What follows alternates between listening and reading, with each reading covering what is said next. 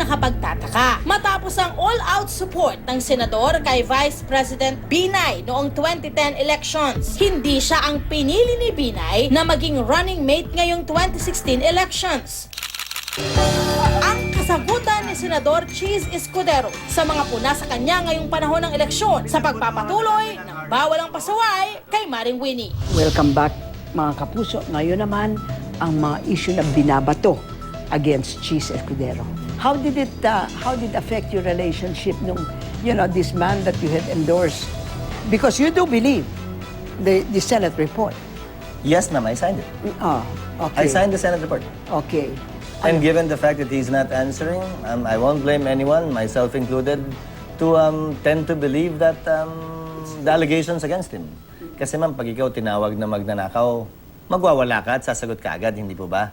So, that was the righteous indignation that everyone was looking for from him.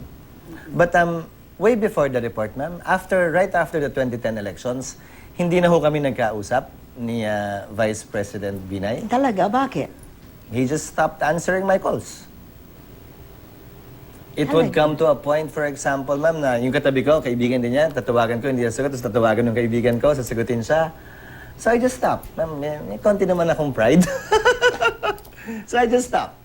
In 2012, December, that was the first time I was able to visit the Coconut Palace. After nearly 2 years. First time ko makapunta sa Coconut Palace noon, I asked him if he was going to support me and Senator Grace too for the Senate. And he said yes.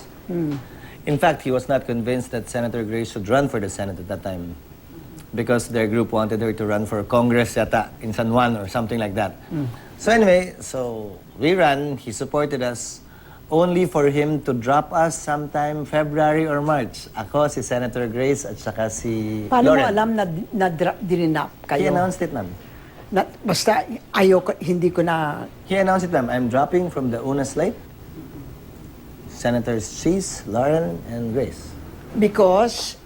The reason he gave, which we respected, was that we were not joining his rallies. Ayan. But there was no such condition imposed when we were adopted. So, Okay. yeah. And since that time, hindi pa kami nagkakausap, ma'am. Ito namang conversation niyo with Pinoy. Kasi sinabi ni Pinoy, he wanted to talk to you before he announced his candidates. Ano ang pinag-usapan ninyo? More to talk to Grace. I only spoke with Pinoy along those lines about that issue twice. He spoke with Grace about 5 or 6 times on her own. Anong gusto niya kay Grace? Ma'am, nung nagkausap kami nung una, tinanong ko siya kung may desisyon na siya, kung may napili na ba siya. Sabi niya, wala pa. Kaya nga kinakausap ko kayo. He wanted everyone to be together, meaning the coalition supporting him to support also one candidate. Okay. I asked him kung may desisyon na siya. Wala pa naman daw siyang desisyon. That's why he's talking. Talking to us, meaning to me, to Senator Grace, to Secretary Mar. And yun lang, ma'am. He never got to ask.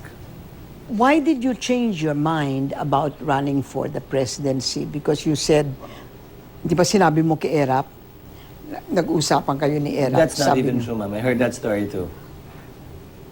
In That's other not true at all, ma'am. Chismis lang yon. That's not true at all, ma'am. Yung Talaga? sinasabi niyang, he offered me to run as his vice and that I offered him back to run as my vice. That's completely not true, ma'am.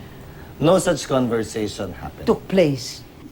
Tayo muna, you are calling Erap a liar. All I'm saying, ma'am, is that it's not true. He didn't even offer me. He didn't offer you the vice presidency? No, ma'am. No, ma'am, he did not. He asked me, Okay. ano na bang nangyari sa NPC? I said NPC was about to endorse me as president and Senator Lauren as vice president. And then he asked, so, is that a done deal? Well, until they announce or until I accept and declare, it's not. Is that your only option? Sabi ko, it's either running at that time, running for the presidency given the NPC endorsement or not running. Because hindi naman maganda, ma'am, na NPC ako, NPC kami, biglang tatakbo akong vice against With Lauren. Lauren or resign from the party and run against Lauren. Not my style. Sa botong 3-0, diniskwalipika ng Commission on Election 2nd Division si Senadora Grace Poe sa pagtakbo sa pagkapresidente ng Pilipinas para sa eleksyon 2016.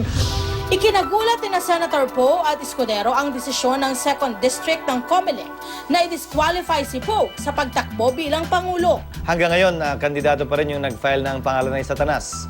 Hanggang ngayon, kandidato pa rin yung nag-file ng trabaho daw niya Galactic Warrior o Intergalactic Warrior. Talagang inuna pa nila si Senator Grace at nagulat kami sa bilis ng naging pasya nila. Ayon kay Attorney Romulo Macalintal, isang election lawyer, hindi dapat ismulin ang naging desisyon ng 2nd Division ng COMELEC. Iyon ay 3-0. Ano ang ibig sabihin? Yung tatlong commissioners ay bumoto para siya ay ma-disqualify. Basta ikaw ay masipag at ang intensyon mo ay para... Dahil dito, kailangan makakuha ni Poe ng 4 na boto mula sa 7 pang miyembro ng Commission on Elections para mabasura ang desisyon ng 2nd Division ng COMELEC. She needs practically the vote of the chairman and the 3 commissioners na manggagaling sa 1st Division.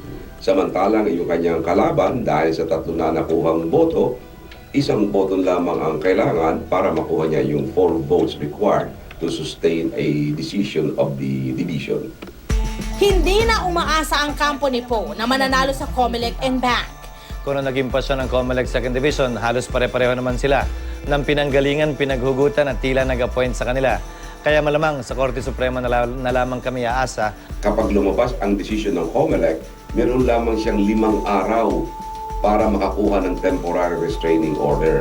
Pag hindi niya nakuha yun, patuloy na gagawin ng COMELEC ang kanilang proseso ng pag-iimprenta ng balota at maaaring ang kanyang pangalan ay hindi makasama.